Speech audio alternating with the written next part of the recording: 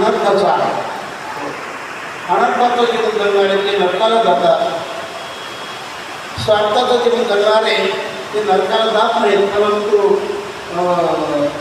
ते फिरत बसतात. त्यांना अनेक वेळी फिरावं लागतं. जे स्वार्थच करतात ते स्वार्थ करूच नका असं नव्हे, करा काम, त्याला काही प्रमाण केला. जीवनामध्ये परार्थ भरपूर करा. स्वार्थच केला तर एका जन्मापुरतं तुमचं काम चांगलं होणार, आणि केवळ परार्थ केला तर तुमचं पुढच्या जन्माचं काम चांगलं होणार, पुढची गती तुम्हाला चांगली मिळते. आणि तुम्ही खासच परमार्थ केला तर तुमचं अनंत जन्माचं चांगलं काम होऊन जाणार. विठ्ठल विठ्ठल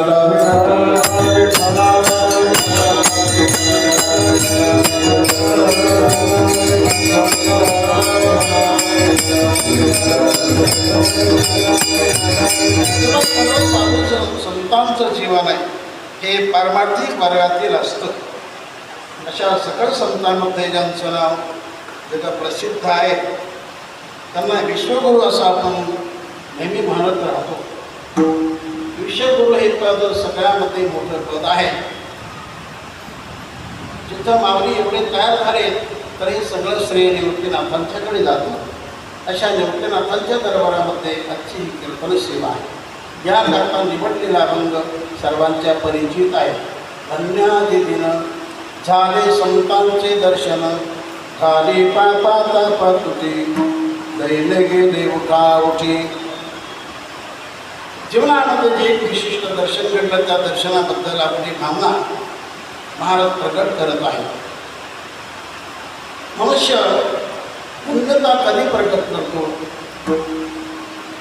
झालेला आनंद महाआनंद कधी प्रकट करतो, तर जी वस्तू आपल्या जीवनामध्ये अप्राप्त आहे जी वस्तू प्रयत्न करूनही मिळणार नाही, आणि अशी वस्तू जर अकस्मात त्याला प्राप्त झाली तर तो मनुष्य त्या दिवसाला धन्यता देत असतो, मोठेपणा देत असतो. एखाद्याचा ज्याने लॉटरी नंबर लावलेला आहे आणि अशा लॉटरीचा नंबर त्याच्यासारखा अनुकूल झाला की 10 रुपयाला 10 लाख रुपये मिळून गेले तर किती मोठा आनंद होतो. मग त्या दिवसाला तो मनुष्य असंच म्हणले की धन्य आहे. एखाद्याची कोर्टात केस चालू आहे, मोठी हाटीतटीची केस चालू आहे, जिचा निकाल कोणत्या बाजूने जातो हे सगळे लोकांनी चिंतन करू नये. आणि अशा केसचा निकाल एखाद्याच्या मनासारखा झाला तर तो हेच म्हणेल, हेच सांगेल की धन्यादी दिन. आणि एखाद्याचं लग्न होतच नाही, ज्याला कोणी मुलगी देतच नाही, आणि त्या मुलाचं जर जमून आलं अर्थात त्याचं लग्न झालं तर त्या दिवसाला तो मुलगा हेच म्हणेल की धन्यादी दिन. बरं झालं लग्न पण मुलगाच नाही. अनेक नवस केले, अनेक सायस केले, अनेक दवाखाने पाहिले, अनेक देवऋषी पाहिले, अनेक देवता केल्या, आणि अशा माणसाला जर अकस्मात पुत्र रत्नाचा लाभ प्राप्त झाला अर्थात त्याला पुत्र झाला तर त्या दिवसाला तो असंच म्हणेल की धन्यादी दिन. तेव्हा तुकाराम महाराजच्या जीवनामध्ये अशी कोणती महत्त्वाची बाब त्यांना यशप्राप्त झाली आणि म्हणून तुकाराम महाराज जीवनाला धन्यता देतात. तर महाराजांच्या जीवनामध्ये इतर काही अपेक्षा नव्हतीच की ज्यांचं जीवन भौतिक वस्तूच्या बाबतीमध्ये निरपेक्ष होतं, अपेक्षा रहित होतं, पण त्यांच्या ध्यानामध्ये चिंता एकच ध्यान आणि एकच दास की आपल्या जीवनामध्ये जे भगवंताचे प्राणप्रिय असणारे संत यांचं दर्शन कधी होणार याकरता नेहमीच अपेक्षा ठेवून जगणारे तुकाराम महाराज. म्हणून त्यांनी जी मनकामना नेहमी सतत प्रकट केली, त्या निमित्ताने फार श्रमही केले. तुकारामाने श्रम केला अवघाला फळाशी, तर एके दिवशी त्यांना खऱ्या संतांचं अकस्मात दर्शन झालं आणि ज्या दिवशी त्यांना खऱ्या संतांचं दर्शन झालं त्या दिवशी त्यांच्या मुखातून जे उद्गार बाहेर पडले ते अभंगातील पहिलेच आहे. धन्याजी देवा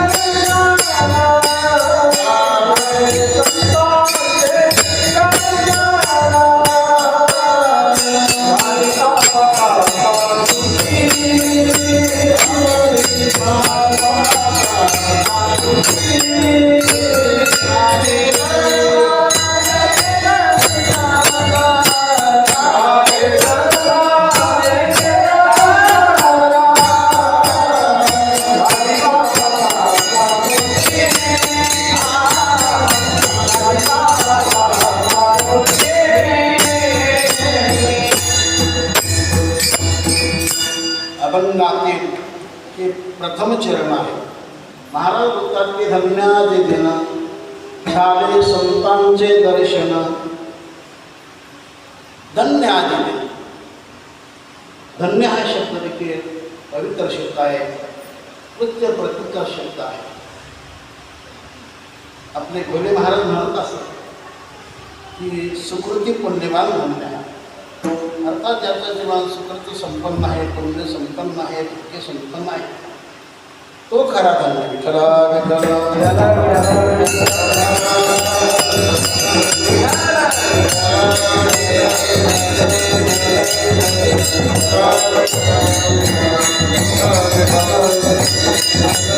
संत दर्शन झाल्यामुळे आजचा दिवस धन्य आहे. इथं महाराज शब्द ठेवतात धन्य आदी दिन. आजी शब्द आहे. आजी आपण व्यवहारामध्ये देखील आजी म्हणतो. कोणाला म्हणतो? वडिलांच्या आईला आजी म्हणतो आणि आईच्या आईला देखील काय म्हणतो? आजीच म्हणतो. पण इथं मात्र वडिलाची आई नाही आणि आईची देखील आई नाही. इथं हा जो आजी शब्दाला हा कालवाचक कालदर्शक शब्द आहे.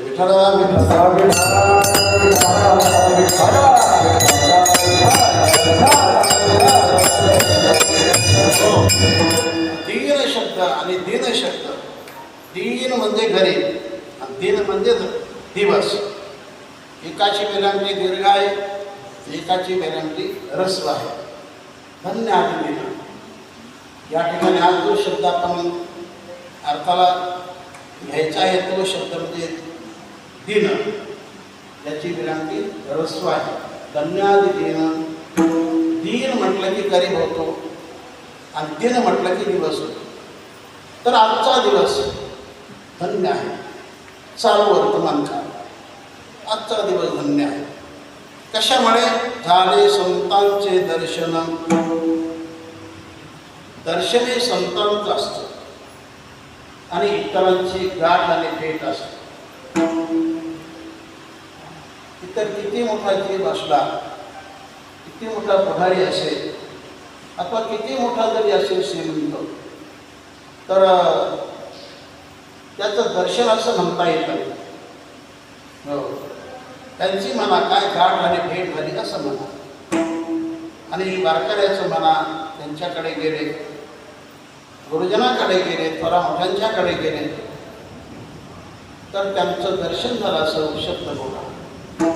तेव्हा गुरु म्हणा, संत म्हणा, साधू म्हणा, देव म्हणा, भगवती माता म्हणा, आई वडील म्हणा, यांचं दर्शन असतं.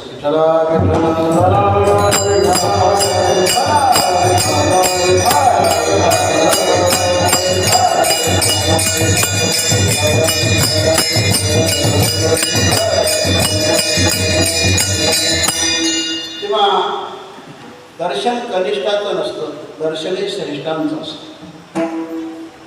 जगामध्ये श्रेष्ठ संत आहेत, वारकरी आहेत, भक्त आहेत, साधू आहेत, विद्वान आहेत, आई वडील आहेत.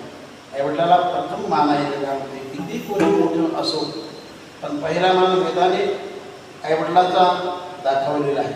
मातृदेव भव, आई वडिलाचं दर्शन. असं नाही म्हणायचं की आमच्या आई वडिलाला भेटायला गेलो, ते चुकीचं आहे. असं म्हणा की आम्ही आई वडिलाच्या दर्शनाला गेलो.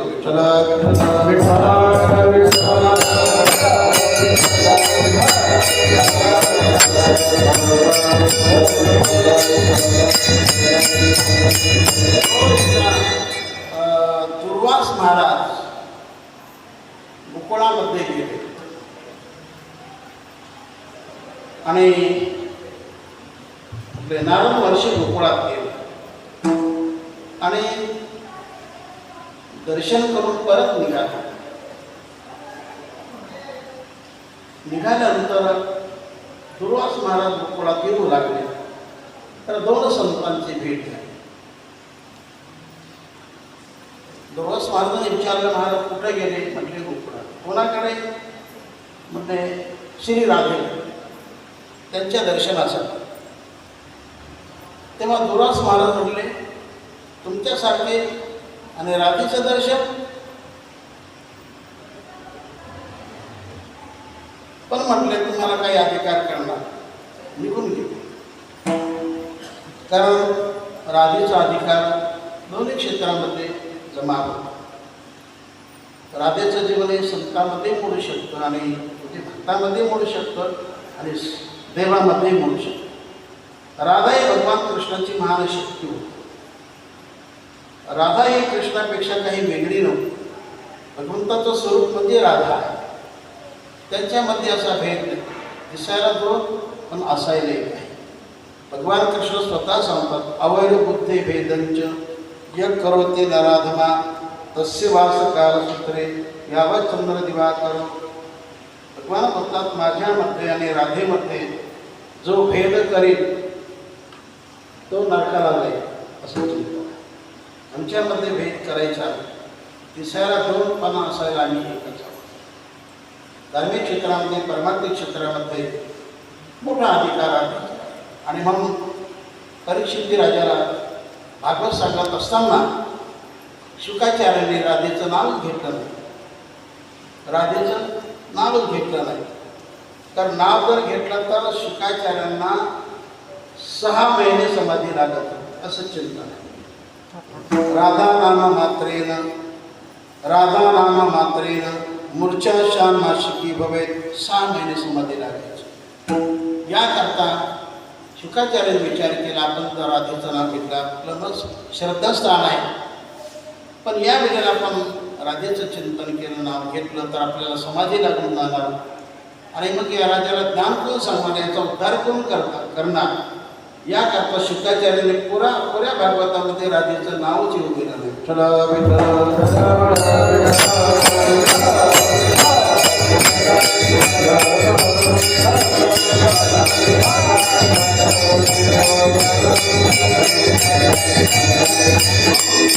आपल्या इकडं फारसं नाही, पण उत्तर प्रदेशात आपण गेलो, वृंदावन गोकुळ अशा स्थानी गेलो तर पहिला मान त्यांनी राधेला दिला. अगोदर राधा, नंतर कृष्ण. गस्त घालणारे लोक देखील अगोदर राधाच म्हणतात आणि नंतर कृष्ण नाव उच्चारतात. ठिकाणी राधे म्हणायचं, दुसऱ्या श्याम म्हणायचं. असं आपण वृंदावनला जर गेला आणि तिथं जर मुक्काम केला तर तुम्हाला हे खाली पडेल. गस्त घालणारे लोक एक म्हणतो राधा, दुसरा म्हणतो श्याम. कोणी राधा असं म्हणजे श्याम अगोदर घेतो, कृष्ण अगोदर घेतो. श्याम राधे कोई न कहता, कहते राधे श्याम. जन्म जन्म के भाग जगा दे एक राधा का नाम. राधा के बिना श्याम राधा, कहते राधे श्याम. जन्म जन्म के भाग जगा दे एक राधा का नाम. बोलो राधे, बोलो राधे, बोलो राधे.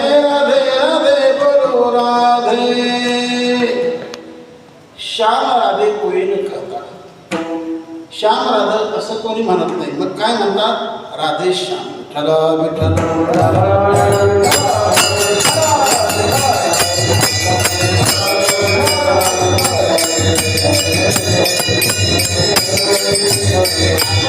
महाराष्ट्रामध्ये भागवत ग्रंथ चालू जर असला तर आपण देखील तेच भजन करतो. कोणतं अगोदर राधा नंतर कृष्ण घेतो का नाही?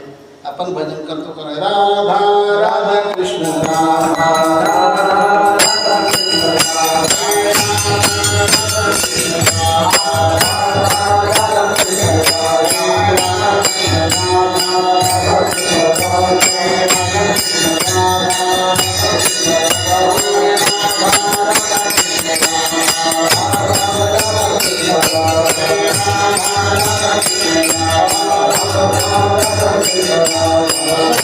दर्शन हे कोणाचं? देवाचं. दर्शन संतांचं. दर्शन आईवडिलांचं, थोरा मोठ्यांचं असतं. तेव्हा इथं महाराज म्हणतात मला दर्शन झालं. कोणाचं? इतराचं नव्हे, मला संतांचं दर्शन झालं. संतांचं दर्शन एवढं दुर्मिळ तर हो फार दुर्मिळ आहे. कारण ज्या संतांचं दर्शन करायचं ते सांगतं फार दुर्मिळ आहे. आहे संत भेटी. जसे भेट दुर्मिळ त्याही पेक्षा दर्शन दुर्मिळ आहे. काही वेळेला भेटच होते पण त्यांचं दर्शन घडत नाही. दर्शन महत्वाचं आहे. एवढं दुर्मिळ हो. शिव को नाही रेंडिया, हंस को नाही पाळ, लालो की नाही गोरिया, साधन चले जमा. जसे काही गुराची कळपची कळप असतात तसे सिंहाची कळप नसतात. जसे कावळ्याचे इतर पक्ष्यांचे थवेचे थवे असतात तसे राजहंसाचे थवे नसतात. जसे इतर धान्याचे पोते असतात गहू बाजरी आणि तमूक याचे जसे पोतेच पोते तसे लालाचे पोते नसतात. एक लाला पृथ्वीचं मोर.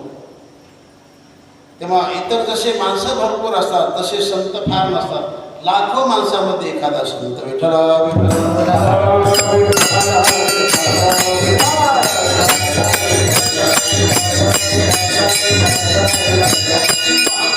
शैले शैलेन माणिक्यम मौक्तिकं न गजे गजे, साधोने सर्वत्र चंदनम न वने वने. प्रत्येक डोंगरामध्ये पर्वतामध्ये माणिक प्राप्त होत नाही. ज्याला माणिक मोती असं आपण म्हणतो ना, ते 9 प्रकारचे आहेत. त्याला असा माणिक फार दुर्मिळ असतो. सर्व डोंगरामध्ये पर्वतामध्ये एखाद्या पर्वतामध्ये तो मिळतो. शैले शैले माणिक्य मौक्तिकं न गजे गजे. आणि प्रत्येक हत्तीच्या गंडस्थळामध्ये खरा मोती मिळत नाही. एखाद्याच हत्तीच्या गंडस्थळामध्ये मोती मिळतो. साधूने सर्वत्र चंदन मने मने. किंवा प्रत्येक वनामध्ये खरा चंदन सापडत नाही. एखाद्याच वनामध्ये खरा चंदन सापडतो की ज्याचा बुंद एक बुंद जरी उकळत्या तेलाच्या कढईत टाकला तर एका क्षणामध्ये ती सगळी कढई एकदम थंडगार होऊन जाते. हे सामर्थ्य त्या बुंदाचं, त्या चंदनाचं. असा चंदन एखाद्या वनामध्ये असतो. तसा खरा जो साधू असतो लाखो लोकातून एखादा साधू एखादा संत असतो.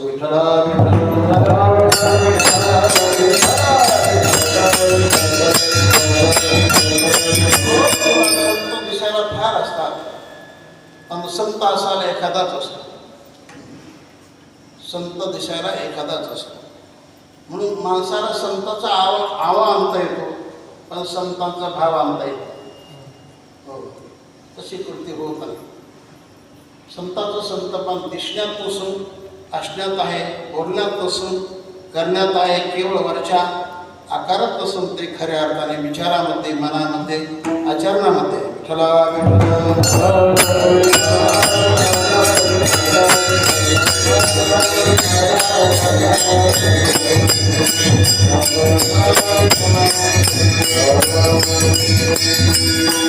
आधी दिन झाले संतांचे दर्शन. आज माझा दिवस फार मोठा धन्य झालेला आहे. मला खऱ्या संतांचं दर्शन झालं आणि म्हणून आजचा दिन मला शुभ आहे, चांगला आहे, स्वर्णमय आहे, सोन्यासारखा आहे. धन्याचे दिन झाले संतांचे दर्शन. संत दर्शन इतरांपेक्षा सर्वश्रेष्ठ असतं. एक तर दर्शन शब्द इतर लोकांना लागतच नाही. दर्शन शब्द फक्त संतालाच लागतो, देवालाच लागतो, आपल्या आईवडिला लागतो, तपस्वी लोकांना लागतो, महान पतिव्रतेला लागतो, गाईला लागतो. ठराविक व्यक्तीला ठराविक शक्तीला दर्शन शब्द लागतो.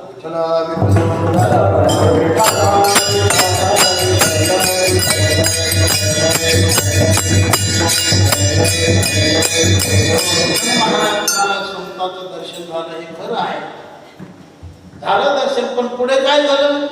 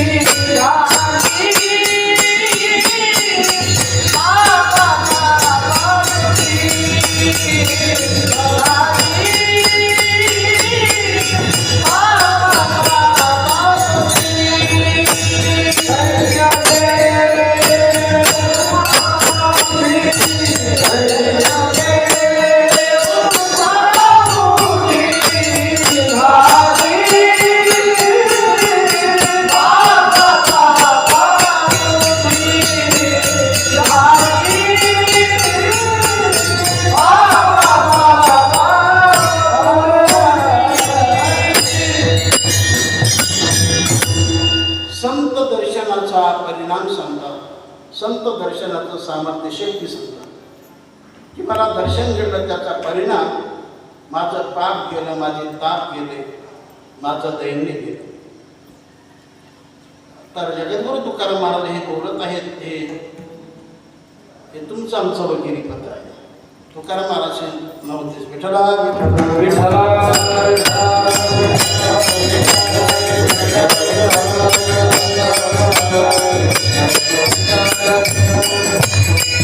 झाले पापा तापा तुटी, पापा तुटी तापा तुटी, दैन्य तर गेलं उठा. या तिन्ही गोष्टी चांगल्या नाही. तिन्ही गोष्टी म्हणजे अधःपतन करणारे आहेत, कीर्तीला कलंक लावणारे आहेत. जीवनामध्ये पाप रूप आहे, जीवनामध्ये ताप रूप आहे. आणि जीवनामध्ये दैन्य नको, गरिबी नको, पाप का नको, कारण ते दुःख देतं नको आणि नरकाला घालतं नको. म्हणून जीवनामध्ये पुण्यच करा, पाप करू नका. पण जरी इच्छा नसेल पापकर्म करण्याची, पण काहीच्या जीवनामध्ये पापच करतो.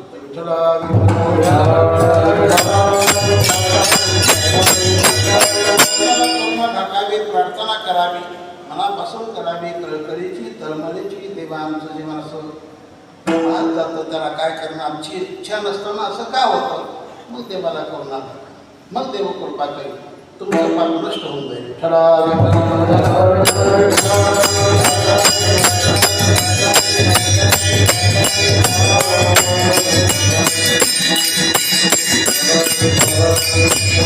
जीवनामध्ये पाप नसावं, जीवनामध्ये पुण्य असावं. पुण्य काय करतं? हे सुख देत असतं. पाप काय करतं? दुःख देत असतं. दुःख देणारं पाप कधीच करू नका. पुण्यकर्मच करा, त्याद्वारा जीवन सुखाला प्राप्त होत असतं. पुण्य कधी श्रेष्ठच असतं आणि पाप हे कधी कनिष्ठच असतं. म्हणून पाप कर्म करायचे नाही. पापाचे प्रकार बरेच आहेत. वाचिक पाप, मानसिक पाप, कायिक पाप, बरेच प्रकारचे पाप आहेत. या वाचेने दुसऱ्याला वाईट बोलणं देखील पाप आहे. या मनाने वाईट चिंतन करणं देखील पापच आहे. या कायाने मांस खाणं पाप आहे, परदार करणं पाप आहे. म्हणून पाप कर्म करू नका. पाप कोणाला सोडत नाही. तुम्ही कुठे जा, पाप तुम्हाला धरूनच राहणार.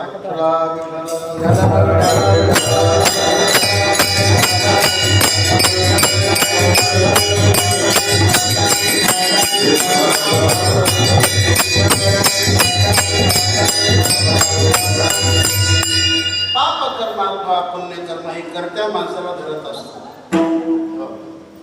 म्हणून कधी माणसाने पुण्यशील असावं, सत्कर्मात असावं, माणसाने नेहमी चांगल्या विचारात असावं आणि चांगल्याच्या संगतीत जात राहावं. त्यात आपल्या मनामध्ये चांगले विचार येतात आणि विचारानंतर चांगली कृती जीवनामध्ये घडत असते. म्हणून जीवनामध्ये चांगल्याच्या संगतीमध्ये बसा, चांगल्या ग्रंथाचं वाचन करा. त्याद्वारा आपल्या जीवनामध्ये वाईट विचार येणार नाही आणि वाईट विचार नसल्यानंतर आपल्याकडून पाप घडणार नाही.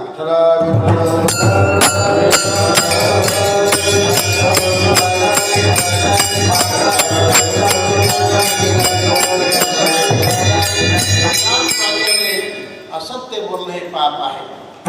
वाचने कधीच खोटं बोलायचं नसतं, कारण खोटं बोलण्यासारखं पाप नाही आणि खरं बोलण्यासारखं पुण्य नाही. साच बराबर तप नाही, जोट बराबर पाप. जिनके हृदय साच है उनके हृदय साच बराबर तप नाही. सत्य बोलण्यासारखं तप नाही आणि खोटं बोलण्यासारखं पाप नाही. आणि म्हणून माणसाने जीवनामध्ये सत्य करत राहावं, म्हणजे सत्य बोलत राहावं, सत्याचंच आचरण करावं. जसं धर्माने जीवनामध्ये सत्याचंच आचरण केलं, त्याचा परिणाम त्यांचा रथ एवढा जड रथ, पण तो अधमतेही चालत होता.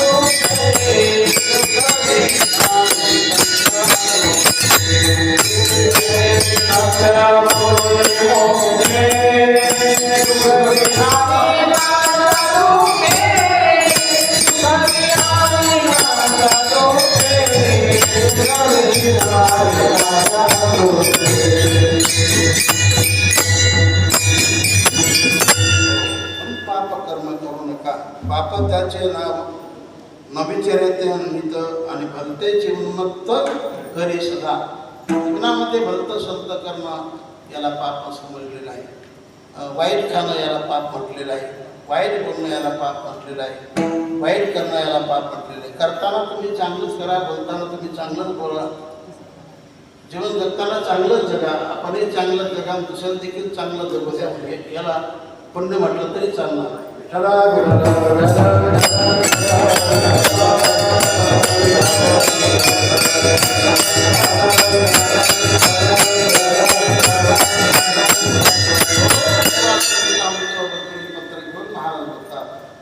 झाले पापा तापा तुटी या संतांमुळे, या संतांच्या दर्शन सामर्थ्याने माझं पाप गेलं आणि माझे तापही गेले.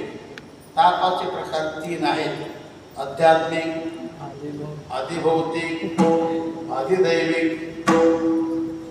शरीरामध्ये रोगपीडा होणं आध्यात्मिक ताप आहे. भूतापासून माणसापासून त्रास होणं हा अधिभौतिक ताप आहे. आणि भूत पिशाच यापासून होणारा त्रास किंवा अति पाऊस पडणं किंवा पाऊस न पडणं किंवा घराला आग लागणं हा जो ताप आहे हा अधिदैविक ताप आहे.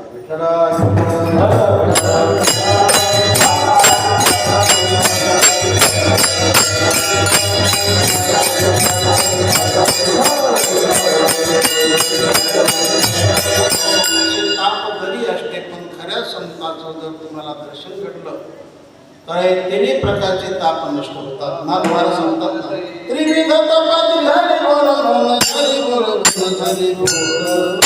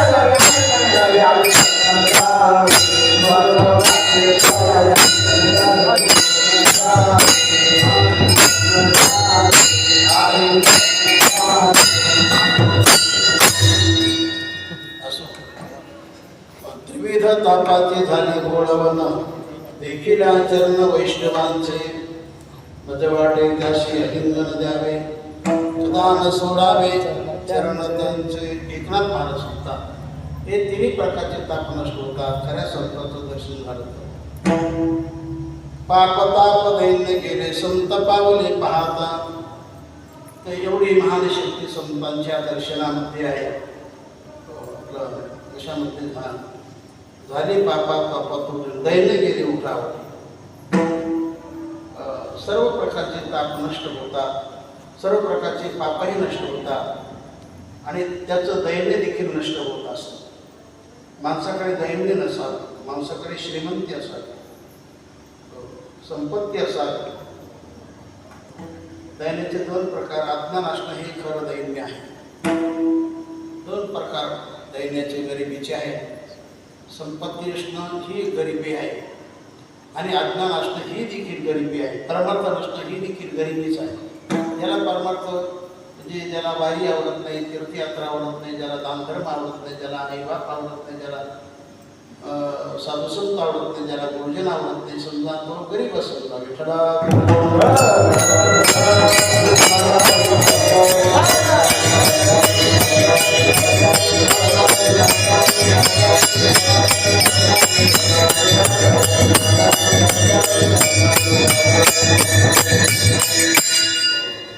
झाले पापा तापा उठी दैन्य गेले उठाउठी. दैन्य तर उठाउठी नष्ट झालेलं आहे. संत हे दोन्ही दैन्य घालू शकतात.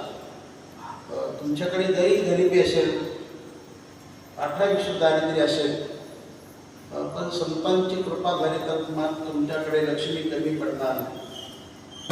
कारण भक्ताचं वचन भगवान कधी खोटं करत नाही. तुम्हाला आशीर्वाद दिला एखाद्या संतांनी जो खऱ्याच अर्थाने संत जीवन जगणार आहे त्याची वाणी भगवान कधी फेल करत नाही. विठ्ठला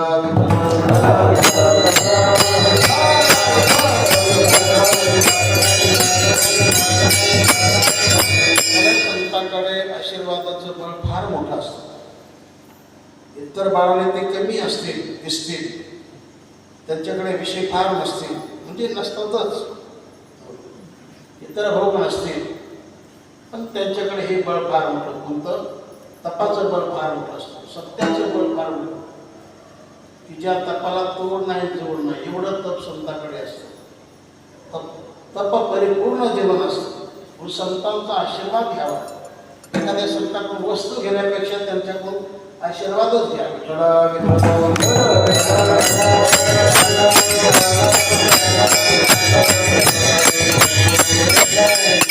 महाराज बोलतात, तुका म्हणते आशीर्वाद बळी, तुका म्हणते आशीर्वाद बळी, जाईल तो छडी नरकामध्ये, नरकामध्ये, नरकामध्ये, जाईल तो छडी नरकामध्ये, नरकामध्ये, नरकामध्ये, प्रभू झाला धरी संसाराचा नाज, प्रभू झाला धरी संसाराचा नाज.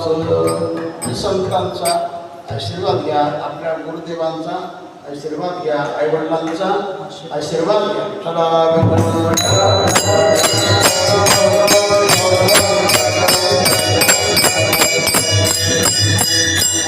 जीवनामध्ये कवताळा कोणाचा घ्यायचा नाही, शाप कोणाचा घ्यायचा नाही. त्याच्याशी कोणत्याही चांगल्या व्यक्तीच्या म्हणजे जिच्याकडे पुण्याचं बळ आहे अशा व्यक्तीच्या कधी नादी लागायचंच नाही. कारण त्याचा जर शाप मिळाला तर तुमच्या जीवनाचं म्हणजे काय होईल त्याचा भरोसा नाही. पण कधी पुण्यभक्ताच्या नादी लागू नये. त्यांचा आशीर्वाद घ्या, त्यांचा शाप घेऊ नका. एवढं मात्र करावे.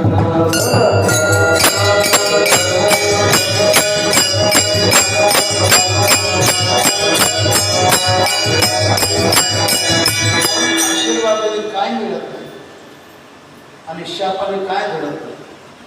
आपण अनेक जीवनात पाहिजे शापामुळे काय झालं आणि आशीर्वादामुळे काय झालं. शक्यतो आशीर्वादच घ्या. कोणाचा शाप घेऊ नका, कोणाचा तळतळाट घेऊ नका. असं संतांकडे हे मोठं बळ असतं आशीर्वादाचं. तर इथं महाराज बोलतात हे संतांमुळे काय घडतं. आधी पार पार ताट होते, दैने गेले होता होते, आता दैन्य नष्ट झालं. पण महाराज तुमचं दैन्य केलं, अर्थात नकोची वस्तू तुमची नष्ट झाली, पण हवं ते काय मिळालं तुम्हाला? झाले समाधान, झाले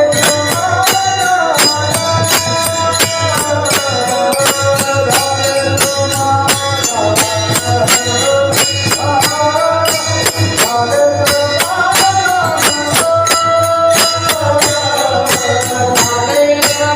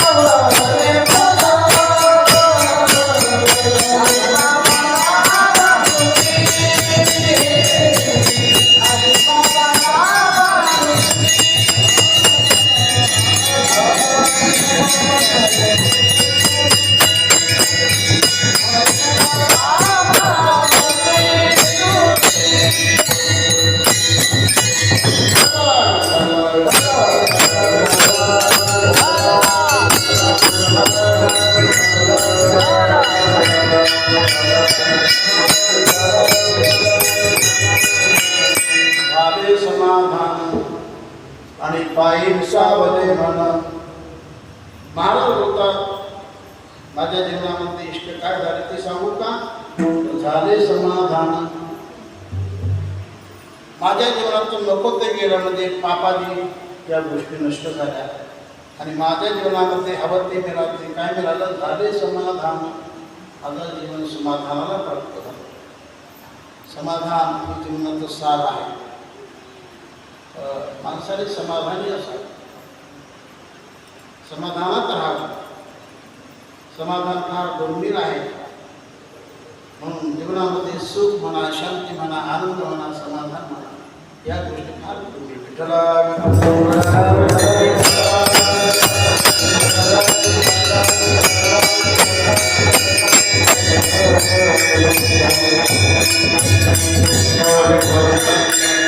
आहे त्यामध्ये समाधान मानलं पाहिजे. आहे त्यामध्ये माणसं समाधान मानत नाहीत आणि मग दुःखाला प्राप्त झाल्याशिवाय राहत नाही. एका व्यक्तीकडे जेवणाचा बेत होता, संगत होती. काही ठराविक लोकांनी निमंत्रित केले, ते पंक्तीसाठी देखील आले, पंगतही बसली आणि वाढता वाढता सगळी वाढ झाली. म्हटलं झालं का सगळं? हो म्हणते, सगळी वाढ झाली. त्या बाईने सांगितलं सगळी वाढ झाली. पण एक मुळशी म्हटलं बाई तुम्ही सगळंच वाढलं, पण त्या टोपल्याखाली जे आहे ते काय वाढलंच नाही. नेमका काय प्रकार घडला होता? पंक्तीच्या अगोदर त्या घरातील लहान बालक त्याने देहधर्म केला. त्या मुलाने देहधर्म केला आणि आता लोक पटके येतील मग त्या बाईने पटकन काय केलं तर टोपलं टाकलं त्याच्यावर, टाकून ठेवलं. याला काही माहीत नसतं. तो म्हटलं बाई सांगते टोपल्या घरचं वाढलं. बाई म्हटली ते काय वाढण्यासारखं नाही.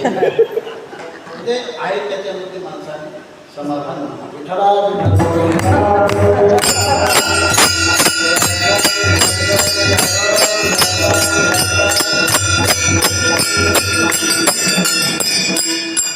तेव्हा संतामुळे जीवन हे समाधानाला प्राप्त होत असतं. आहे त्या स्थितीमध्ये संत कृपेने त्याला अशी दिशा प्राप्त होती की तो अपेक्षा ठेवत नाही. जे मिळालं त्यामध्ये संतुष्ट राहतो, जे मिळालं त्यामध्ये आनंद तो मानतो. त्याच्यामध्ये खरं सुख आहे, आनंद आहे. आणि मग माणसाने आहे त्यामध्ये समाधान. समयासी सादर व्हावे, देव ठेविल तैसे रहावे, देव ठेविल तैसे रहावे. समयासी सादर भावे, समयासी सादर भावे. संत संत महाराजांचा मोठा आनंद आहे. त्यामध्ये भरपूर चिंतन आलेलं आहे. मुळात आनंद पाहून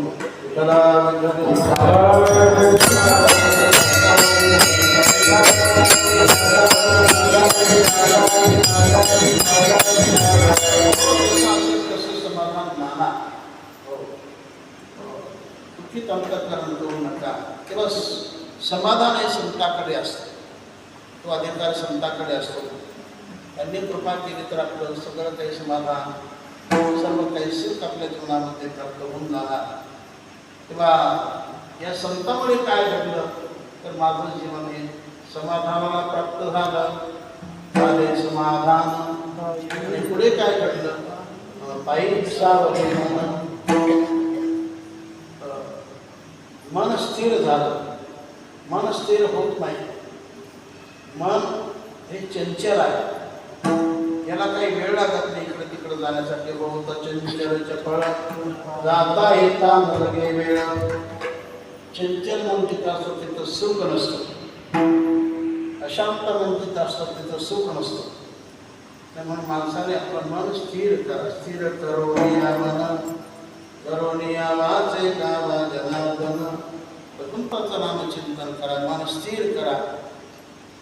चंचल असेल तर त्याला प्रयत्नपूर्वक त्याला स्थिर करा. इकडं तिकडं पळू देऊ नका. पळतय म्हणा बाहेरी बाहेरी, मग त्याला भक्ती म्हणत नाही. भक्ती करताना देवाची मन भक्तीच हवी, पण मनच सारखं फिरत राहतं. पळतय म्हणा बाहेरी बाहेरी, ही का भक्ती खरी. का भक्ती खरी, ही का भक्ती खरी. असं मुद्दा पाहिजे विठ्ठला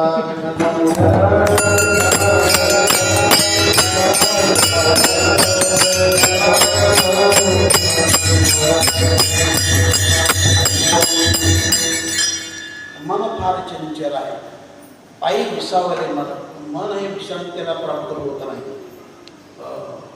किती त्याला आवरण्याचा प्रयत्न करा, जेवढं आवडू तेवढं चंचल, जेवढं आवडू तेवढं चंचल. मग ज्याने मन पकडलं, ज्याने मन धरलं, त्याने देव धरला, त्याने सगळ्याला जिंकलं.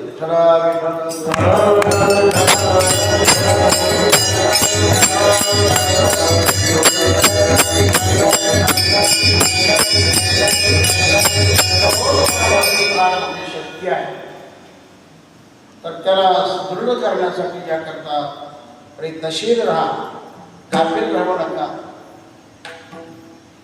त्याला बेकार होऊ देऊ नका. जशी एखादी गाडी जर बेकार झाली तर त्याला काय केलं जातं, गॅरेजला लावलं जातं, आहे का नाही? तसं जीवन बिघडलं तर आपलं गॅरेजला लावा, अर्थात एखाद्या संताकडे जा आणि मन सुधरून घ्या.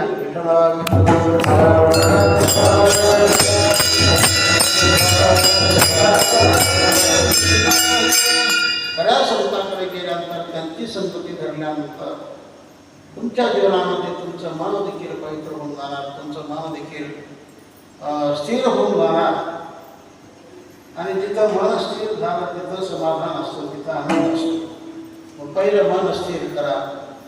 त्याचा निसर्ग चंचलतेचा आहे, मन चंचल आहे, त्याला जगामध्ये तोड नाही, जोड नाही. संत कृपा झाली तर मन हे शांत होत असतं.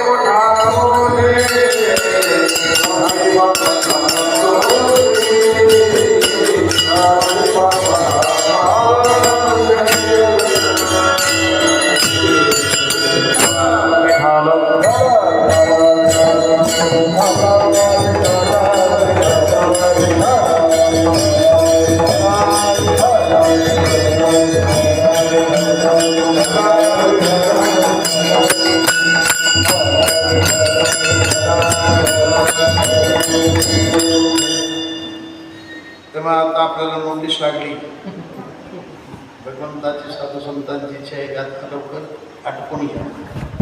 शेवटचा चरण तुका म्हणे आले घरा तोची दिवाळी.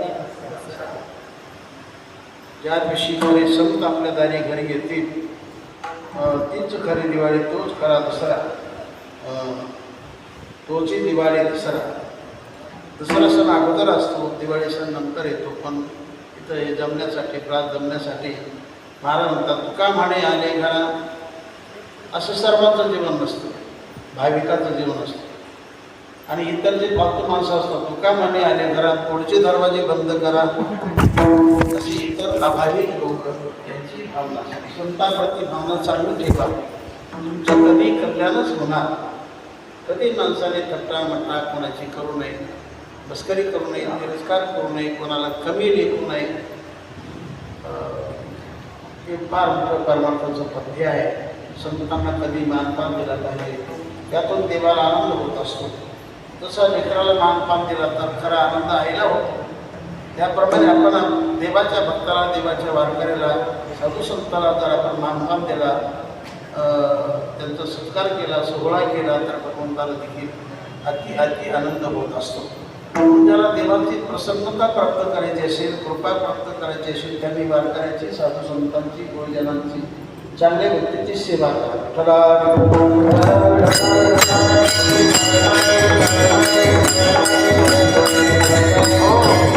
दसरा सण हे विजयाचं प्रतीक आहे, विजयाचं प्रतीक आहे. दिवाळी हा जो सण आहे हा आनंदाचं प्रतीक आहे. दिवाळी म्हणजे आनंद. अगोदर विजय असतो, नंतर आनंद असतो. अगोदर दसरा येतो, नंतर दिवाळी येते. विजय तिथं म्हणजे दसरा तो विजय आहे. अगोदर विजय होतो, नंतर आनंद प्राप्त होत असतो. या संतामुळे अशा क्रिया घडत असतात. भगवान कृष्ण बोलतात माझे भक्त भाग्य ते घरात तै पर्वकाळ दिवाळी दसरा तेथे तीर्थे धावते माहेरा देवी सासरून कुमारी. जशा बोले दिवाळीच्या सणाला एकदम धावत धावत येतात. ऐका किती आनंद त्यांना होतो, किती आनंद होतो की त्या आनंदाला जोडा नाही. तसं एवढा आनंद त्या वेळेला तीर्थाला पर्वाला होत असतो. आपण होऊन ते संतांच्या घरी संतांच्या जवळ येत असतात. याकरता जीवनामध्ये संतांची सेवा करा, संतांची संगती धरा. संगत संतन की करले जन्म का सार्थक कच करले. संगत संतन की करले जन्म का सार्थक कच करले. संतांची संगती करा, दुर्जनाचे नको. सज्जनाचे करा, दुर्जनाचे नको. मोठ्याचीच करा, छोट्याचे नको. पण आजकाल कोण मोठा तर ज्याच्या खिशात झाला भरपूर मोठा. आजकाल तो मोठा असं आपण म्हणतो, पण खरा मोठा तोच आहे की जो जीवनामध्ये देवाची भक्ती करतो, संतांची संगती धरतो, आईवडिलांची सेवा करतो, इंद्रबाळाची सेवा करतो, थोरा मोठ्याला मान सन्मान देतो, इमानदारीचं जीवन जगतो आणि शक्य होईल तेवढे तो जीवनामध्ये थोरा मोठ्यांची सेवाच करत राहतो. जीवनामध्ये लहानपणा घेतो, जीवनामध्ये कधीच कोणाला अपमानित करत नाही, तिरस्कार करत नाही. हे जीवनातील फार मोठं पथ्य आहे. आणि संत जीवन हे सर्वांना घेण्यासारखं जीवन आहे की ज्याद्वारा या प्रत्येकाला देखील त्यांचा आनंद होत असतो. संतामुळे हे सगळं जगत चाललेलं आहे. पुण्यवंतांच्यामुळे जगत चाललेलं आहे. इथं अनेक पतिव्रत आहेत, अनेक ब्रह्मचारी आहेत, अनेक असे संसारिक लोक जरी असले तर ते फार मोठे पुण्यवान आहेत, ते धर्माचं जीवन जगणारे आहेत. इथं अनेक संत आहेत की ज्यांनी सर्व स्वतः त्याग केलेला आहे, ज्यांनी देहाची कदर ठेवली नाही, ज्यांनी सगळं सोडलं, फक्त देवच धरला.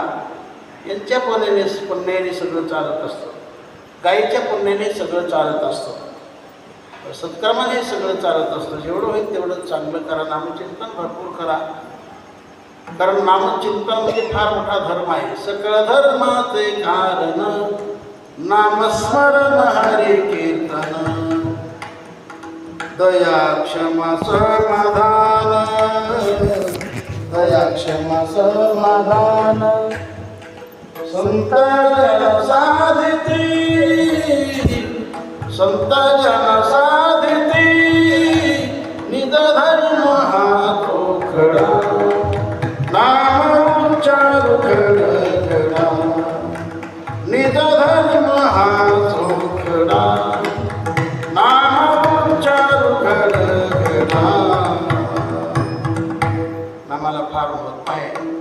नाम देवाचा असो संताचा असो तरी नामचिंतन करत राहा. या कलियुगामध्ये नामाला फार महत्त्व आहे.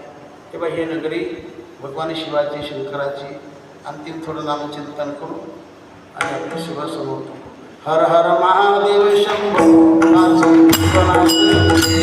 हर महादेव शंभो हर महादेव शंभो